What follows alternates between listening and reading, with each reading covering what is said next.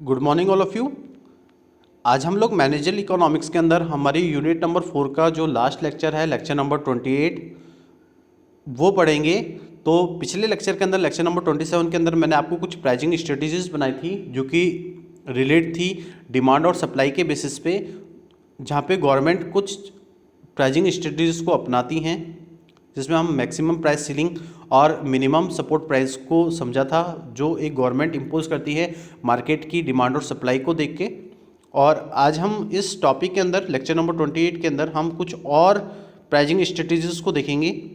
तो हम लोग अपना जो लेक्चर नंबर 27 जो है उसी को आगे कंटिन्यू कर रहे हैं लेक्चर नंबर 28 में। तो जो रिमेनिंग पार्ट है हमारे प्राइसिंग स्ट्रेटजीज का और प्रैक्टिसेस का, वो हम इस लेक्चर में कवर करने वाले हैं। तो a major factor in determine the profitability of any product is establishing a base price, कि एक ये मेजर फैक्टर होता है कि अगर हमें अपने प्रोडक्ट के लिए एक प्रॉफिट को डिटरमाइन करना है, अगर एक मेरा ये फैक्टर है, एक प्रोड्यूसर ये चाह रहा है कि उसको अपने प्रोडक्ट के लिए प्रॉफिट को डिटरमाइन करना है, तो उसको सबसे पहले इस्टेब्लिश करना होगा उस प्रोडक्ट की बेस प्राइस को। तो प्रोडक्ट की जो बेस प्राइस है जो इस्टेब्लिश की जा रही है, वो प्रोडक्ट के प्रॉफिट को देख के या उसके डिटर्मिनेशन को देख के की जा रही है।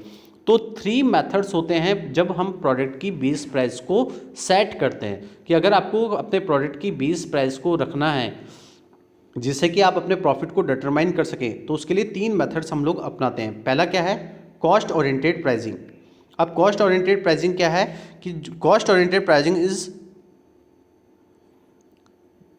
इन cost oriented pricing marketers first calculate the cost of acquiring or making a product and their expenses of doing business.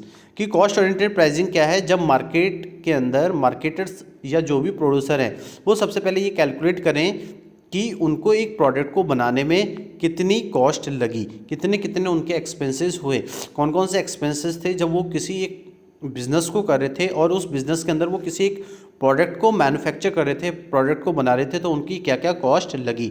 तो then add their projected profit margin to arrive a price. तो वो क्या करते हैं कि जो भी उस प्रोडक्ट की कॉस्ट होती है उसके अंदर अपना एक प्रॉफिट मार्जिन को ऐड करके वो उसकी एक प्रोडक्ट की प्राइस को डिसाइड करते हैं। मीन्स कि जो भी कॉस्ट लगी है, कि मान के चलो कि एक पेन को बनाने में 10 रुपये लग रहे हैं और उसमें मैं अपने प्रॉफिट मार्जिन को ऐड कर देता हूँ, 5 रुपये मेरा प्रॉफिट मार्जिन है, और उस प्रोडक्ट की जो प्राइस है मैं 15 रुपये रखता हूँ, तो 10 रुपये क्या है उसकी कॉस्टिंग है और 5 रुपये उसका क्या है प्रॉफिट मार्जिन है, और उस प्रोडक्ट की प्राइस कितनी हो गई? 15 रुपये। तो अगर हम अपनी बेस प्राइस को कॉस्ट ओरिएंटेड प्राइसिंग के मेथड से रख रहे हैं, तो उसमें हम अपनी कॉस्ट को रखते हैं और उसके अंदर कुछ अपने प्रॉफिट मार्जिन को ऐड कर देते हैं। तो the 2 common methods are markup pricing and cost of pricing. Second है हमारी डिमांड ओरिएंटेड प्राइसिंग। अब डिमांड ओरिएंटेड प्राइसिंग क्या है? Demand oriented pricing, marketers who use demand oriented pricing attempt to determine what consumers are willing to pay for the goods and services. Demand oriented pricing वो pricing strategies होती हैं जब market use करता है demand oriented pricing को, कि जब वो ये देखे कि कंज्यूमर कितना विलिंग है किसी गुड्स और सर्विसेज के बिहाफ पे करने के लिए। कि कंज्यूमर जब तक विलिंग नहीं करेगा कि मुझे इस गुड्स और सर्विसेज के लिए इतना पे करना चाहिए, उसकी अपनी डिमांड को देखते हुए कि मेरे लिए ये प्रोडक्ट नीडफुल है, मुझे इस प्रोडक्ट की नीड है, तो उसके बिहाफ पे वो कितना पे करना चाह रहा है उस गुड्स और सर्विसेज के बिहाफ पे, तो उसको हम कहते हैं डिमांड ओरिएंटेड प्राइसिंग। तो the key of this method of pricing is the consumer preferred value of that item. तो इस प्राइसिंग मेथड के अंदर कंज्यूमर खुद डिसाइड करता है कि उस आइटम की क्या वैल्यू होती है। तो आप ये देखते होंगे कि जब आप मार्केट के अंदर जाते हैं तो आपको डिफरेंट डिफरेंट गुड्स की प्राइजेस के बारे में बताया जाता है, और आप उस गुड्स के बारे में कितना विलिंग है, कितना आप उसके बिहाफ पे करना चाहते हैं, तो आप ये परसाइव करते हैं कि आप उस पर्टिकुलरली प्रोडक्ट की या आइटम की क्या वैल्यू डिसाइड कर रहे हैं। तीसरा है हमारा competition oriented pricing. Competition oriented pricing क्या है? कि जब मार्केटर्स में इलेक्ट टू टेक 1 और 3 action after the learning their competitive prices. Competition oriented pricing क्या है? जब मार्केटर्स ये इलेक्ट करें कि जो 3 एक्शंस हैं कॉम्पिटिटर्स की प्राइजेस को लर्न करने के लिए, तो वो 3 एक्शन क्या होंगे? Price above the competition, price below the competition and price in line the competition.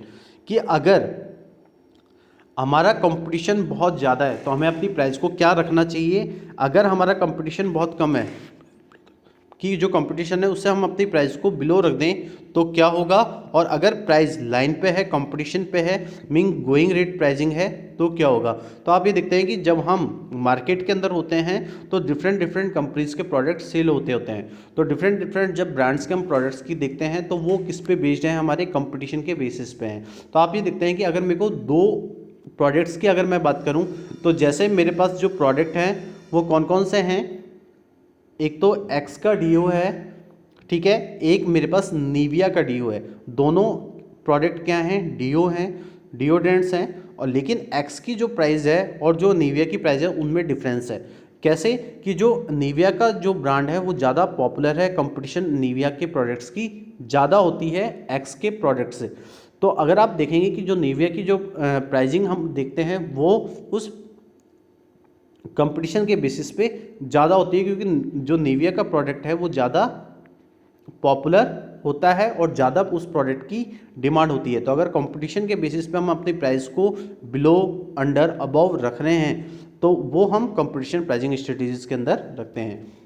One price versus flexible price policy.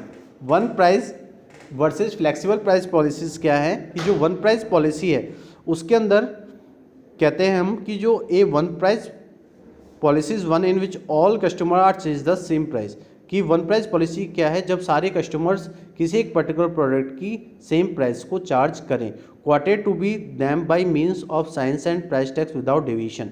तो वो क्या करते हैं कि जब एक सारे कस्टमर किसी एक पर्टिकुलर प्रोडक्ट की सेम प्राइस को चार्ज कर रहे हैं तो वो अपने प्रोडक्ट के अंदर कुछ साइंस या प्राइस टैक्स लगाते हैं जिसके अंदर किसी भी तरीके का कोई डिस्काउंट या डेविएशन नहीं होता है।